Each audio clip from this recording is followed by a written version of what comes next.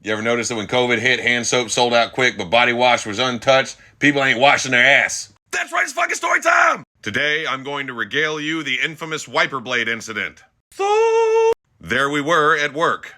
I was writing up a customer, but not everybody else was working. Both my flat rate technicians were working, but my GSs were standing around. My store manager was actually doing inventory for once, but everybody else not so much. My CA, let's call him Redbeard, was on his phone. Customer I wrote up wanted an oil change and wiper blades. Now at this store, we couldn't trust GSs to pull the right one, so I had to pull the wiper blades. We kept them up front on a little rack. So I grabbed the 24 and a 17 and walked the ticket out in the shop. To give you a little layout, just outside the showroom was a little hallway that led into the Bay Area. And I'm not talking about San Francisco. Directly across from the door was the tire room and the Coke machine. To the left of the door was my office, and all the way at the end on the right was where we kept the oil filters. Pete, the store manager, was in the oil filter room doing his counts. Directly down the hallway was one of my GSs. At the end of the hallway, around the corner to the left, was my service desk, where another GS was sitting. Now the two GSs are down at the end shooting the shit, and I got a wonderful, horrible idea. I wondered if I could nail the GS directly at the end of the hallway in the nuts with a wiper blade. These are the kinds of things I think about at work.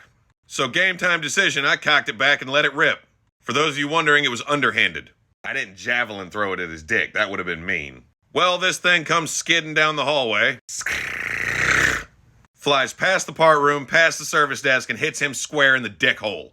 He immediately grabbed his balls and went, "What the fuck?" I stepped back inside to have a laugh with Redbeard. And it was a good, healthy laugh, too. Pete peered out the door and looked at the GS, then looked down the hallway and went, "What the fuck just happened?" The other GS peered around the corner and didn't see anything. So naturally, with his logical mind, he assumed it was ghosts.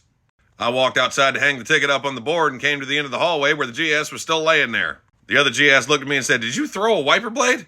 I said, "Yeah, I honestly didn't think I could pull that off." I looked down at the GS and said, "You okay, buddy?" Still holding his dick, he looked up at me and goes, "How did you throw it so straight?" Pete, having known me for a while, looked at the GS and said, "Haven't you heard his stories about dick checking?" To those wondering, this was not unprovoked. You see, 2 days earlier, he had nailed me in the balls with a valve stem.